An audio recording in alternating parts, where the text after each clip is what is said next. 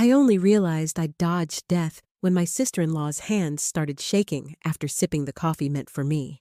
It was a quiet Sunday morning, the kind of morning that tricks you into feeling safe. My name is Emily Carter. I'm 31, and 3 months ago, I believed I was happily married.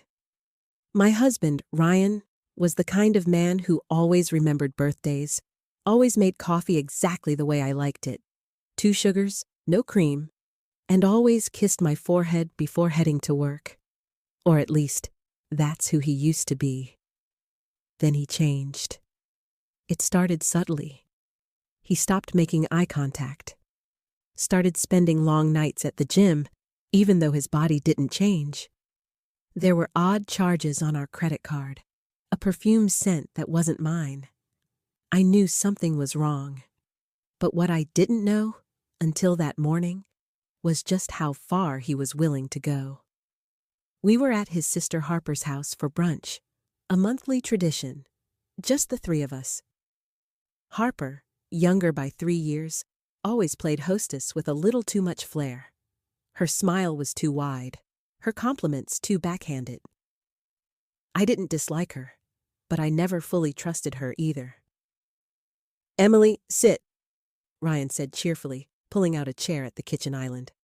"I made you something special." He placed a mug in front of me. Steam rose gently from the rim. "New blend," he added. "I ground the beans myself." The smell hit me first. It was wrong. Not burnt, not sour. Just wrong.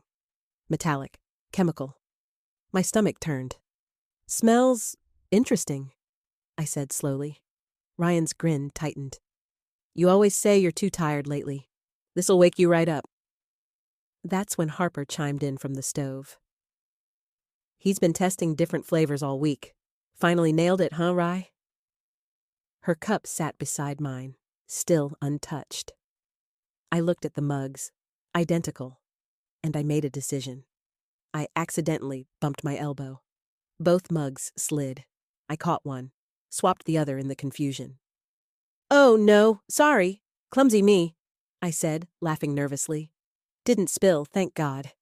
Harper turned, gave a tight smile, and waved it off. "No harm done." She picked up the mug. My mug. Ryan's eyes flicked to it, just for a second. Barely enough to notice. But I noticed. I excused myself to take a fake phone call and ducked into the hallway, where I could see the kitchen mirror's reflection of the island. Harper took a sip. Smirked. Took another. Then froze.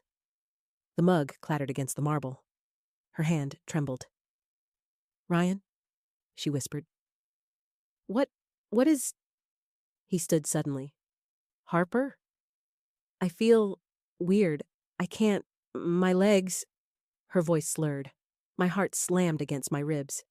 I stepped out from the hallway, phone in hand, camera recording. Ryan rushed to her side, panic rising. "It wasn't supposed to— it wasn't your cup." Harper's body slumped against the counter. "What was in the coffee, Ryan?" I asked. My voice was calm. Too calm. He looked up at me. The mask slipped, and I saw something I hadn't before. Terror. "She wasn't supposed to drink it," he said, barely audible. "It was just a sedative. Just something to keep you out of the way." Outside, I could already hear the sirens, because I'd called 911 the second Harper started shaking. And my phone? Still recording. The ambulance arrived in under 7 minutes. Harper was barely conscious by then, her eyes rolling back, her limbs twitching in short, violent spasms. I stood by the door, waving the EMTs inside, my phone still tucked firmly in my hand, still recording. "She drank coffee and collapsed," I said. "My husband made it. She wasn't supposed to be the one who drank it." The paramedics didn't waste time. Harper was on a stretcher within moments, wires and IV lines snaking from her arms as they wheeled her toward the flashing lights waiting outside. Ryan stood frozen in the middle of the kitchen. "What the hell did you put in that cup?" I asked him again, louder this time. He blinked. "It wasn't supposed to hurt anyone.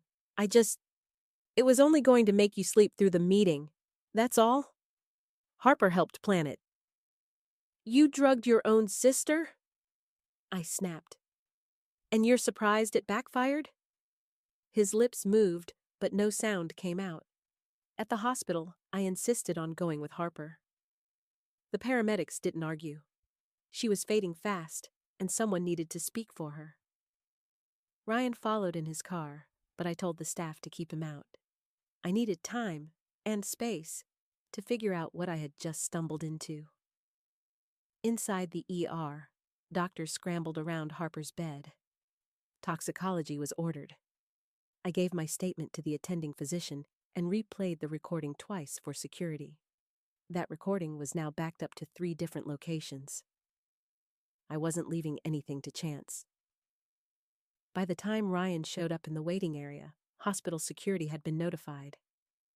Mr. Carter, you'll need to wait outside, a nurse said. She's my wife, he argued. She's also our patient's emergency contact, she replied, calm as ever. And you're a potential liability.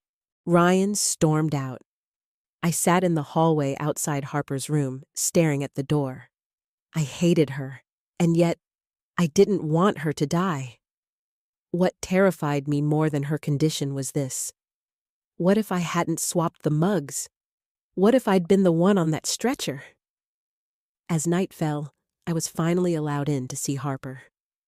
She was awake, barely, eyes glassy, voice thin. You knew, she rasped. I nodded. The smell, the tension, Ryan's fake cheerfulness, it all made sense. She looked away. I didn't want to go this far. I told him it was too much. You helped him plan it, I reminded her. Why? Harper's eyes welled up. He said if we didn't stop you, you'd take everything. The promotion, the client list, the house. He said you were going to leave him anyway. I blinked. Was I? Maybe I had thought about it. Maybe I'd even drafted the paperwork on my laptop a month ago. But I hadn't filed. I hadn't even told anyone. How would he know that? Harper didn't answer.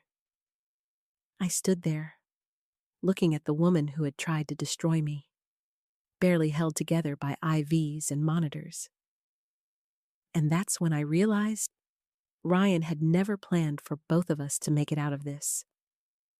He'd needed a scapegoat. Harper was convenient, but it had all gone wrong, and I had it all on tape. By morning, I had all the evidence I needed. Harper was stable, the doctor said, but shaken, physically and mentally. Whatever Ryan had slipped into that coffee had been just shy of lethal, and if I hadn't switched cups, that would have been me. No doubt. I sat in my car outside the hospital, hands steady as I opened my backup phone, the one Ryan didn't know existed. Over the past 6 weeks, I'd been collecting pieces, fragments, text messages, screenshots, bits of conversation. I didn't know what I was preparing for then, but now it all fit. I sent it all to my lawyer. Then I went home. Ryan's car was already in the driveway. I walked inside like I wasn't scared, like I hadn't almost died, like I hadn't spent the last 12 hours watching his plan unravel from a front row seat. He was in the kitchen, pacing. When he saw me, he froze. Thank God, we need to talk. No, I said, setting my purse down. You need to listen. He started to speak, but I pulled out my phone, hit play. His voice filled the room, his and Harper's from 2 nights ago, whispered, but clear. She's too sharp, Ryan, Harper had said. That's why we have to act now, his voice replied. Just a few days in the hospital. That'll throw off the Henderson pitch. She'll lose the client.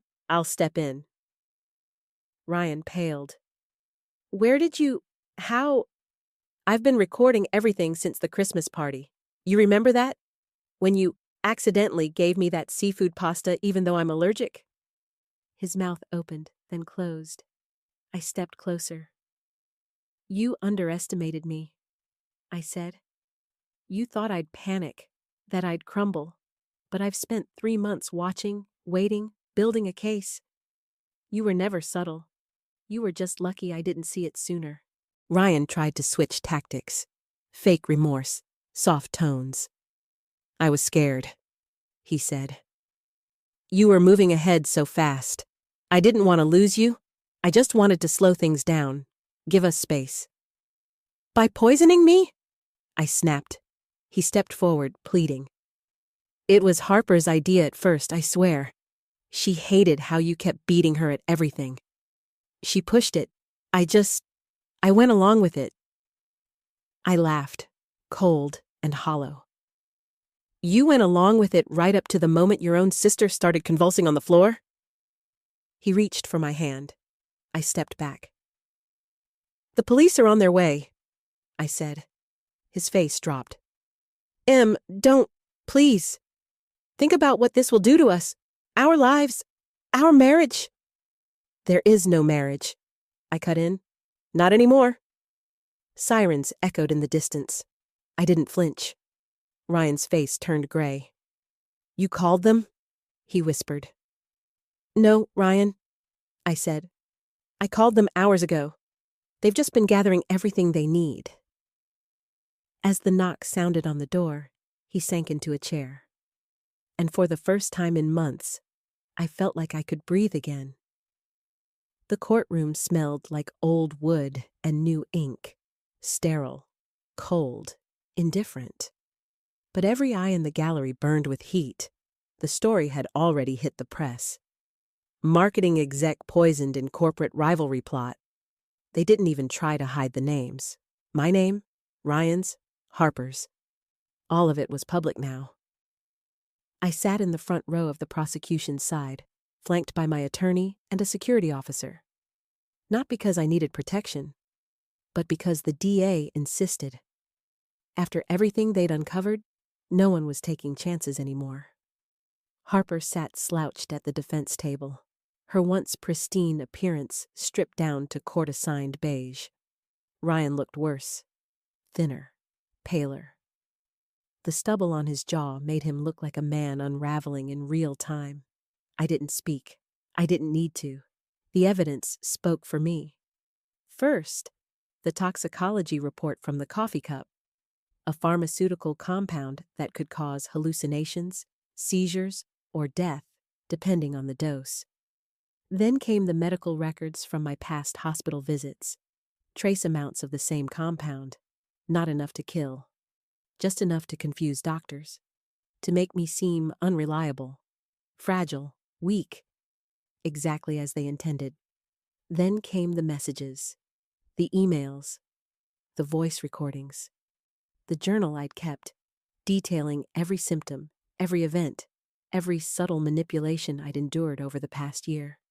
It was all too clean, too connected, too damning. At one point, Harper burst into tears during her attorney's cross-examination. She claimed she never intended harm, claimed Ryan manipulated her. But the prosecutor wasn't moved. "Miss Carter, is this your voice?" she asked, pressing play. Harper's recorded words filled the room. "This pitch is worth millions, Ryan. If Emily lands it, we're done. Just make sure she's not at that meeting." The jury didn't flinch. Later that day, Ryan's attorney tried a different angle, painting him as a desperate man, losing control of his marriage, clinging to a wife he believed was slipping away. "He made a terrible mistake," the lawyer said, but it wasn't malice. It was fear. But then came the final nail, the security footage, from Harper's own smart home system. The brunch day, Ryan handing Harper the mug. The look they shared, the panic when she started seizing. "Your Honor," the DA said during closing arguments, "this wasn't an accident. It wasn't fear. It was a calculated, months-long campaign to destroy a woman's health, reputation, and career." The jury deliberated for less than 3 hours. Guilty, both of them. Ryan and Harper were sentenced to 10 years each, with no chance of parole for at least 6. Attempted murder, criminal conspiracy, illegal possession of controlled substances. I watched them get led out in handcuffs. Neither looked at me, and I didn't look back. 6 months later, my life was unrecognizable, but in all the right ways. I'd moved. Left Nashville for Atlanta. New city, new apartment, new name. I'd legally dropped Carter. Reclaimed my identity, my roots, my peace. My firm not only kept me, they promoted me. Vice President of Strategic Development. Clients flocked to me after the story broke. They admired my resilience, my focus, my refusal to back down. I delivered a keynote speech at a women's leadership summit 3 weeks after the sentencing. I stood on stage, the spotlight hot but welcoming, and looked out at hundreds of women who wanted to hear how I survived. I told them the truth. "That coffee mug saved my life," I said. "But not because I got lucky, because I trusted my instincts. I stopped doubting my gut, and I stopped waiting for someone else to tell me what was real." Applause thundered through the room. 1 year later, I opened my own consultancy, Revive Strategies. A nod to what I had to do: revive myself, my health, my career. I hired 2 women from my old firm, mentored 5 interns, spoke at 3 universities, helped launch a scholarship program for women entering STEM and marketing fields. Harper and Ryan, still serving their time. Their story faded from the headlines, but I never forgot. Because I kept the mug. It sits in a glass case in my office next to the signed contract for the Henderson account. And beneath it, engraved in silver, "She who drinks the poison and survives doesn't just live. She leads."